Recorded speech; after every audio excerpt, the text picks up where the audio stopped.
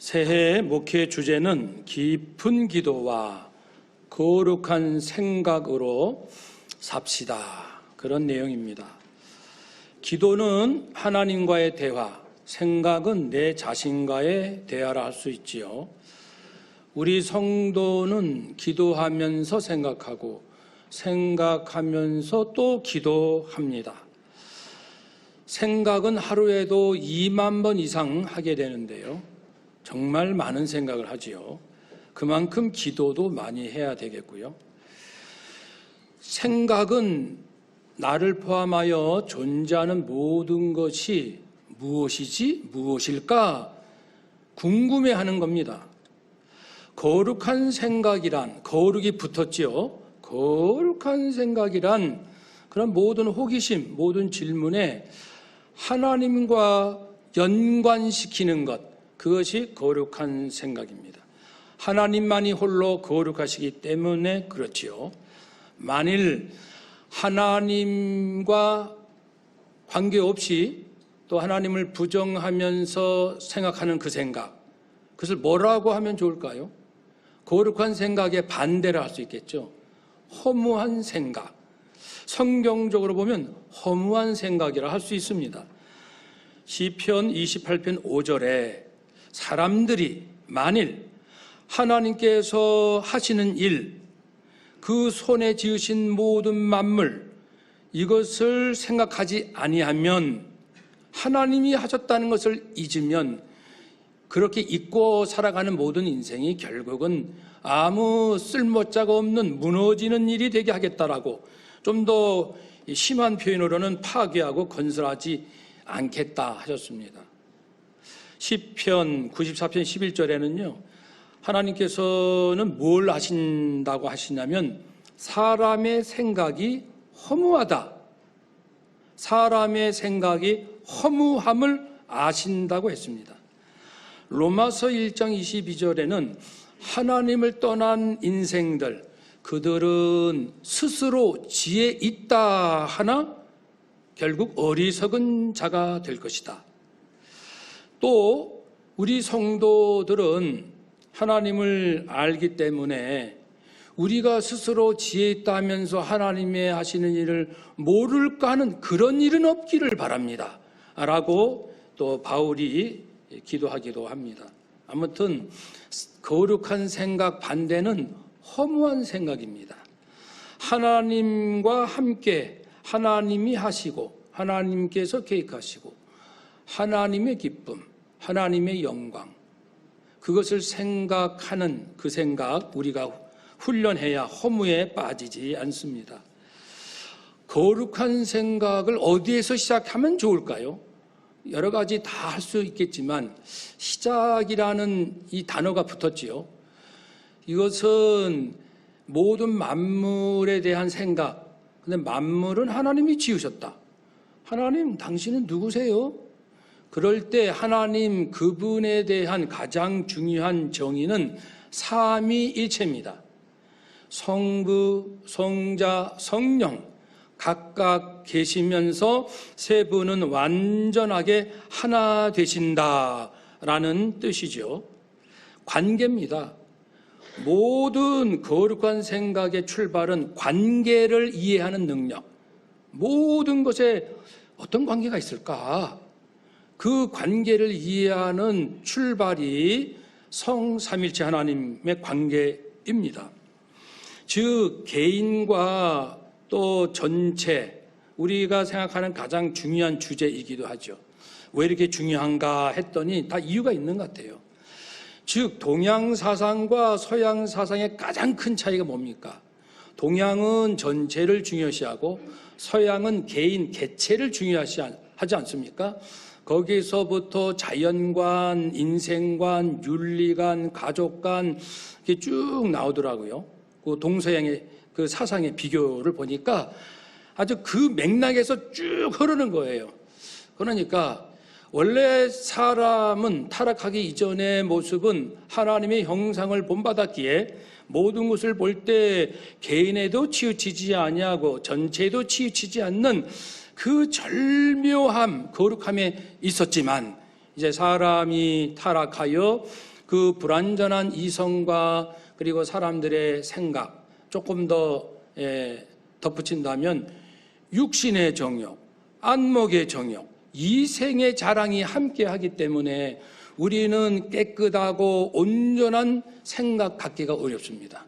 그러니까 이제 이렇게 힘들게 서로 네가 옳으니 내가 옳으니 이것도 주장해보고 저것도 따져보고 이런 과정을 통해서 그나마 좀 더 성장하는 이런 길을 가고 있습니다만은, 그러나 하나님을 알고 성경을 아는 우리로서는 정말 놀라운 꿈을 가질 수 있게 되지요.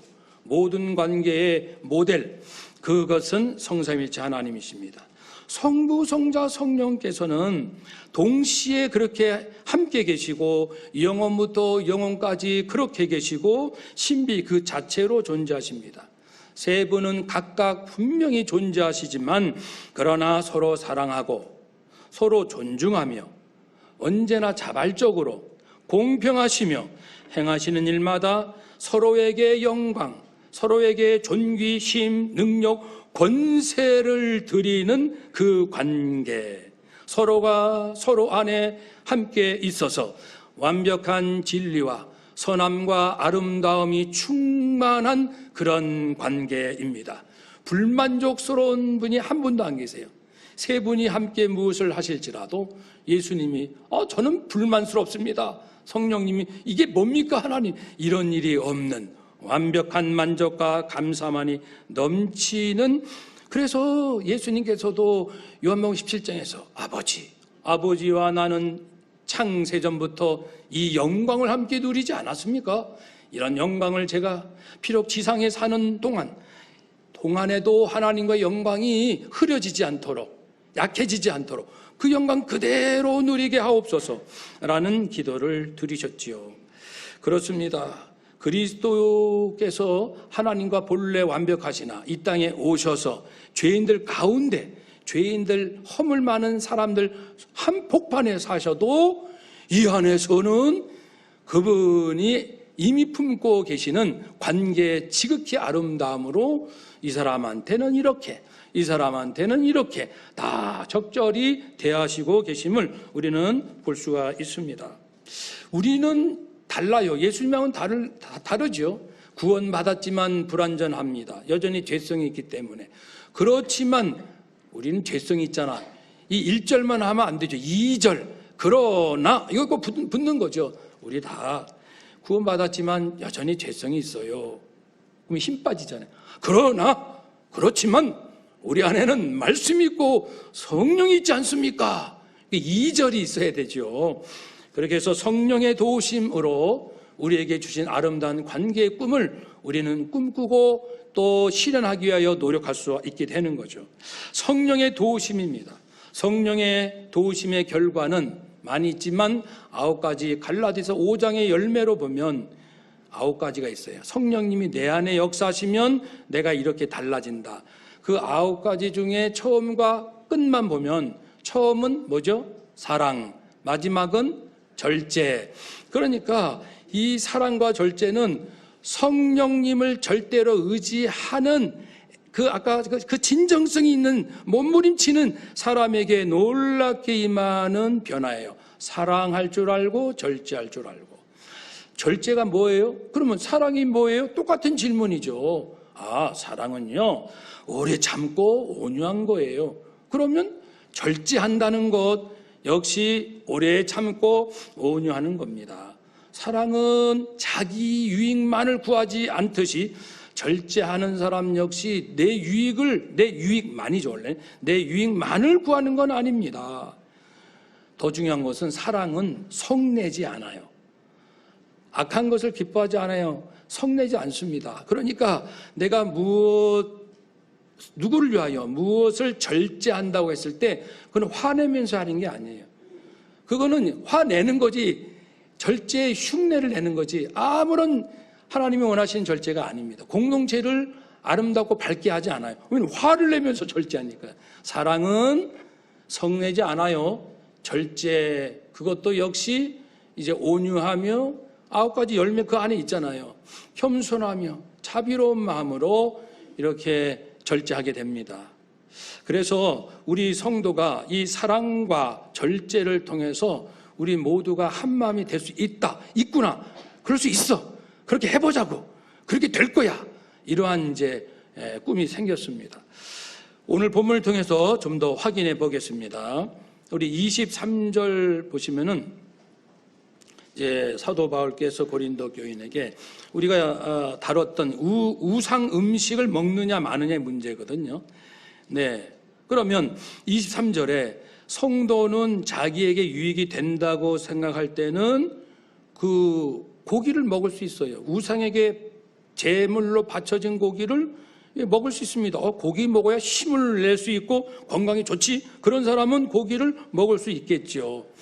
그렇지만은 이제 내가 먹을 수 있는 자유가 있다고 해서 내 자유로 한다고 해서 항상 누군가에게 도움이 되는 건 아니에요. 나는 자유로 했지만 누군가는 상처받고 마음이 상할 수도 있습니다. 덕스러운 것은 아니죠.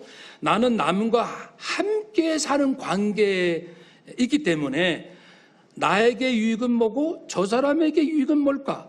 저울질도 해야 되겠죠. 그러면서 고민을 해야 되는 거죠. 어떻게 하면 좋을까요? 24절에 누구든지 자기의 유익만을 구하지 말고 남에게도 유익이 되도록 노력해 보세요. 25절부터 29절까지는 구체적으로 이 우상에 바쳐진 제물에 대한 이야기입니다. 이것 때문에 고린도 교회가 여러 가지 혼선이 있는 거예요. 모두 자기 주장이 옳다라고 하는 거예요. 그것이 고린도전서 8장에 나옵니다. 오늘 본문은 10장이고 8장에 가시면은 이 제물 고기를 먹어도 되느냐 먹어서는 안 되느냐 이런 것 때문에 서로 교만해요. 내가 옳다고. 예. 그러니까 다 지식이 있는 줄 아나 지식은 교만하게 할 뿐이다. 사랑은 덕을 세운다. 우리가 어떤 논쟁도 좋고 따져보는 것도 좋은데요. 사랑 없이 하면은 싸울 뿐이에요. 사랑 없이 하면 다 무너질 뿐이에요. 전부 똑똑하다고 하고 전부 자기가 옳다고 하고 사랑이 없는데 어떻게 이것이 해결될까요? 이런 문제가 있었기 때문에 이제 바울은 이렇게 합시다 라고 절대적 기준이 있으면 그걸로 따라가지만 그것이 없어서 갈팡질팡할 때 어떻게 하지? 그렇게 할 때는 5번 언급하지만 양심을 따르시오. 양심을 언급합니다. 양심이 아주 중요한 기준이 됩니다. 그래서 구체적으로 하면은 25절에 시장에 가서 고기를 삽니다. 그럴 때는 내 양심을 지키기 위해서 굳이 아저씨 이 고기는 우상에게 바쳐진 그 제물 그 고기예요? 라고 묻지 말라고요. 묻지 말고 그냥 사가지고 집에 와서 야 하나님께서 우리에게 고기를 주셨어. 감사하며 맛있게 먹으면 되거든요. 그리고 이제는 누구에게 초대를 받았습니다. 불신자 가정에 나하고 같은 성도 누구하고 두 사람 초대받아서 갔습니다. 가서도 고기를 이제 내오는데 굳이 주인날이 요거는 우상에게 바쳐진 그 고기입니까? 묻지 말고 그냥 맛있게 먹으면 돼요. 그런데 어찌어찌 해서 뭐 주인이 말하든지 불쑥 알게 됐습니다. 이 고기가 그 우상에게 바쳐진 고기래네? 그러면 이건 좀 문제가 달라지는 거예요. 그래서 나는 하나님의 고기고 하나님의 것이니까 믿음으로 아멘하고 감사하면 먹으면 돼 하고 맛있게 먹는데 옆에 있는 그 집사, 또 김 집사님인데, 김 집사님은, 아니, 우상에게 바쳐진 고기를 우리 목사님이 드신다고? 목사님 신앙이 좀 의심스러워. 아니, 어떻게 그럴 수 있어? 믿음이 좋으신 줄 알았는데? 라고 이제 이 안에 상처를 받는 거예요. 그러니까 이 김 집사님을 위해서 나는 먹을 자유가 있지만, 참고 나의 유익도 있지만, 옆 사람의 유익을 위해서 절제하자. 그렇게 하는 것이죠. 좀 더 확대해서 적용해 보면요. 중고 피아노, 이제 교회에 중고 피아노 한 대를 사려고 이제 중고 시장에 갔습니다. 가서 주인에게 묻습니다. 주인 사장님, 같이 갔습니다. 사장님, 요 피아노가 그 그 유명한 피아노인데 그 미국에서 혹시 사탄에게 숭배하는 거기에 쓰인다는 그쪽에서 나온 피아노 아니에요? 라고 굳이 묻지 말라는 거예요. 그냥 사가지고 교회에 놓고 아름답게 연주하면 되잖아요. 굳이 뭘 파헤치지 말고 믿음으로 감사하며 삽니다. 근데 사장이 자기 딴에 안 믿는 사람이니까 손님 이건 있잖아요. 굉장히 중요하고 유명한 피아노인데 이거야말로 말이죠. 그 사탄 숭배하는 그 사람들이요. 정말 아주 귀하게 여기는 피아노랍니다. 그러면 얘기가 달라집니다. 그러면 안 사는 거죠. 옆에 김 지사님 계신데 이걸 사가지고 또 그러면 그 피아노를 볼 때마다 저 피아노는 사탄에게 숭배했던 건데 볼 때마다 은혜가 안 돼서 시험에 들죠. 또 있습니다. 어느 바자회 한다 그래가지고 같이 또 갔습니다. 보니까는 핸드백이 있는데 아주 예쁘고 괜찮은 핸드백이에요. 그런데 이 핸드백을 그냥 사면 되는데 뭘 꼭 또 물어봐요. 또는 누가 알려줘. 뭐라고 하냐면 요거는 혹시 그 무당이 쓰던 핸드백입니까? 그렇게 물어보면 주인이 맞아요. 그러면 나는 괜찮아.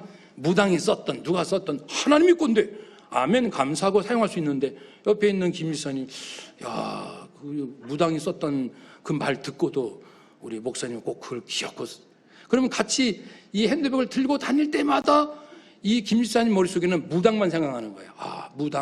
무당이 썼던 거라는데 우리 왜 이렇게 들고 다니시지? 그리고 시험 들고 상처받습니다. 그러니까 이건 이 예를 좀 더 확대하면 우리 일상에서 경험하는 일들이니까요. 그래서 내 양심에도 어긋나지 않고 다른 성도의 양심도 괴롭히지 않을 그런 그 기준으로 하십시오. 양심이 뭐길래요? 베드로전서 3장 21절 말씀에 선한 양심은 하나님을 찾아간다고 했습니다. 세상에서 말하는 양심과 하나님께서 말씀하는 양심은 달라요. 선한 양심이란 하나님을 향하여 가는 것, 하나님을 찾아가는 것, 하나님이 좋아서 하나님을 기쁘시게 하려는 그 양심.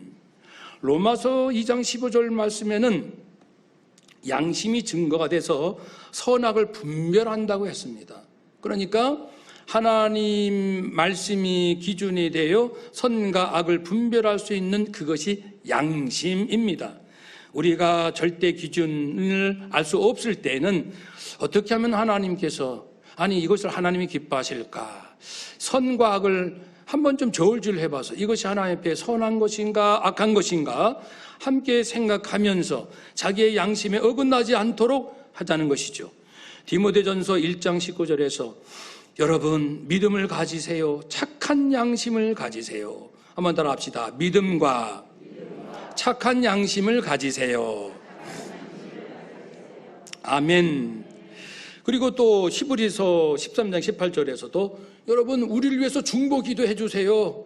제가 쓰러지지 않도록 넘어지지 않도록 항상 모든 일에 선하게 행할 수 있도록 우리 안에 선한 양심이 있도록 우리를 위해서 중보 기도해 주십시오 라고 부탁을 했습니다.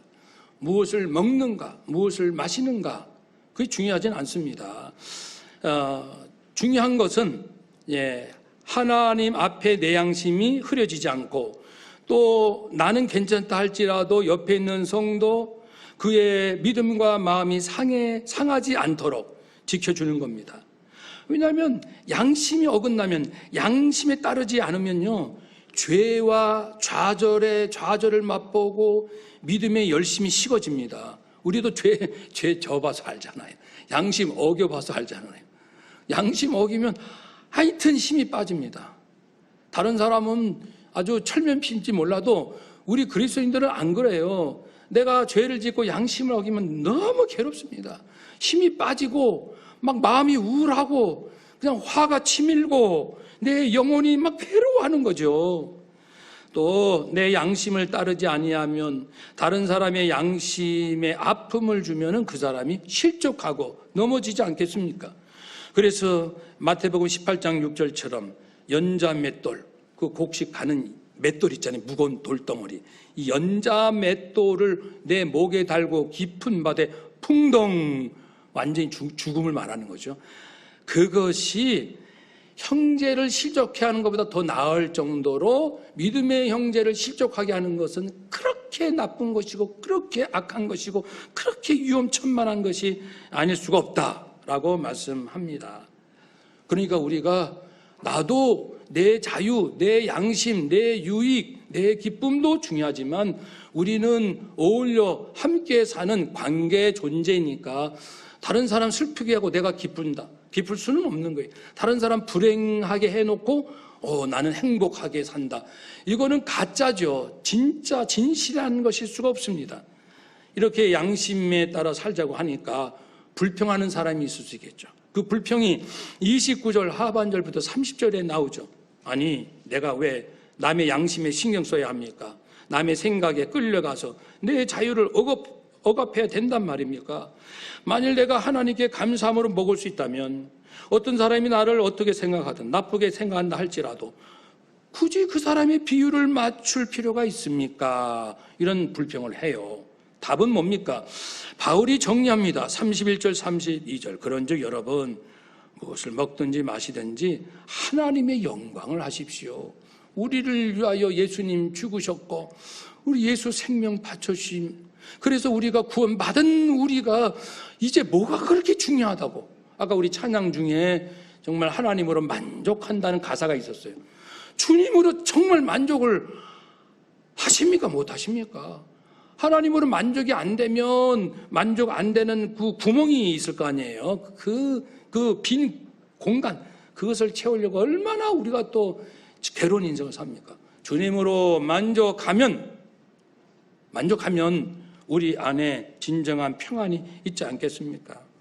그래서 우리가 하나님의 영광, 우리를 이렇게 귀하게 구원해 주셨는데 세상 의미 없는 건 아니겠지만 그 소소한 것 때문에 다른 사람 믿음 넘어지게 하고 아프게 하고 시험에 들게 하고 상처받게 하고 그러면서까지 꼭 살아야 되겠습니까? 하나님의 영광, 우리 모두를 구원하신 하나님의 영광을 생각해 보십시오. 여러분이 누구를 만나든 상대방이 유대인이든 믿지 않는 헬라 사람이든 믿는 성도든 간에 아무에게도 거침돌이 되지 마십시오. 나 때문에 저 사람 넘어지고 나 때문에 저 사람 하나님하고 멀어지는 일은 없게 하십시오. 33절 나처럼 하세요. 나처럼 해보십시오. 우리는 그건 교만해서 하는 말이 아니고 이제 용기를 주려고. 여러분 저를 좀 보세요. 저는요 나의 유익만을 구하는 사람이 아니에요. 많은 사람의 성도들이죠. 성도들의 유익을 늘 구하는 그러한 기준을 가지고 산단 말입니다. 많은 사람들이 구원받도록 모든 면에서 모든 사람을 기쁘게 하려고 오늘 이 시간까지 이렇게 살아온 저도 물론 부족하지만 저를 본받으십시오라고 바울이 말하고 있습니다. 그렇습니다. 거룩한 생각, 관계, 우리가 어떻게 관계하며 살아갈까? 믿음의 성도 안에서 이제 정리합니다. 나에게 어떤 음식, 어떤 물건, 어떤 행동이든 믿음으로 감사함으로 할 수 있는 자유가 있습니다. 그렇지만은 나처럼 그렇게 거리낌 없이 있지 않은 성도가 있다면 그 성도의 양심과 믿음을 지켜주기 위해서 내가 사랑으로 억지로가 아니고 그 성도를 축복하고 그 성도가 잘 되기를, 그 성도가 기뻐하기를, 그 성도가 성숙하기를 응원하고 도와주는 이 기쁨의 마음으로 내가 절제하자. 이것이 진정 자유함 아닙니까? 절제하자. 이것이 내 자유입니다. 그래서 우리는 그런 얘기하기를 좋아하는 경향도 있잖아요. 나는 수준이 높아. 나는 굉장히 성숙한 사람이야. 그렇게 말할지 몰라도 그런 자부심과 기쁨도 좋지만 그걸 뛰어넘어 당신을 위해서 사랑과 절제함으로 내 것을 내려놓겠습니다. 이것이 더 아름답지 않나요? 그러니까 나에게 높은 수준의 어떤 신앙과 철학, 깨달음과 자유함, 지식과 즐거움 등등 이런 것들이 있다 할지라도 성도와 교회의 덕스러움을 위해서는 사랑과 절제함으로 그런 것들을 다룰 수 있는, 절제할 수 있는 그런 모습이 필요합니다. 그래서 우리 성경 가르침 중에요, 중요한 것만 딱 모아놓은 게 있습니다. 요리문답이라는 자그마한 책자예요. 제1번, 인생의 첫째 가는 목적이 뭡니까? 하나님을 영화롭게 하고 하나님을 영원토록 즐거워하는 것이 우리가 살아가는 목적입니다. 부자가 목적이 아니에요. 무병장수가 목적이 아니에요. 권력을 얻는 게 목적이 아니고, 우리 하나님 이렇게 훌륭하신, 이렇게 아름다우시고 이렇게 놀라운 신분이시고 위대하시고 진실하시고 하나님으로 그냥 기뻐하고 즐거워하고 그 하나님으로 행복해하고, 그것이 이 땅에 우리가 살아가는 이유요 목적이라고 말씀하고 있습니다. 그러므로 우리는 이제 잘 이 거룩한 생각, 사랑과 절제를 통해서 나의 유익도 필요하지만 남을 그렇게 존중해 주고 상대방에게 유익을 줄 수 있는 마음 잘 훈련하면 나도 중요하고 그도 중요하고, 우리가 미국에 가서 이민 가서 산다 할 때 개인밖에 모르는 미국의 혹 문화를 한다면 우리가 균형 잡힌 삶 이렇게 삽시다. 우리가 혹시 중국에 가서 살게 되면은 전체를 그렇게 강조하면서 개인을 무시하는 것이 있다면 우리 말이죠, 이렇게 합시다. 그래서 나도 모두도 함께 사는 그 절묘한 그것을 강제로 하면 공산당, 그것을 법으로 하면은 민주국가 될지 몰라도 우리처럼 사랑과 절제함으로 하면 여기가 천국이 될 줄로 믿습니다. 이러한 성도의 삶이 세상의 빛이 아니겠습니까? 세상의 빛이 되시오, 세상의 빛이 되세요. 그 방법 중에 중요한 것이 이겁니다. 그래서 나와 남과의 이 관계가 성부, 성자, 성령 하나님의 아름다운 관계가 되도록 그렇게 먼저 본을 보이고 힘쓰고 노력하는, 그래서 우리가 가는 곳마다 집사님이 우리 모임에 오신 뒤로요, 우리 모임이 굉장히 달라졌어요. 당신이 우리 모임에 온 뒤로, 그전에는 우리가요 서로 전부 자기가 잘났다고 고집도 세고 자기 주장도 강하고 질 줄 몰라요 그냥. 그런데 당신이 우리 모임에 온 뒤로 우리 모두는 우리도 소중하고 모두도 소중하는, 실제로 그렇게 함께 어우러져 갈 수 있는 그 방법 당신을 통해서 배웠습니다. 당신이 우리 모임에 온 뒤로 우리 안에는 진정한 사랑과 평화가 이루어졌습니다. 우리 가정, 우리 친척, 우리 성도, 우리 직장 그렇게 되어가고 있습니다. 감사합니다. 이렇게 하나님께 영광 돌릴 수 있는 우리 모두가 되시기를 주의 이름으로 축복합니다. 아멘. 기도하겠습니다.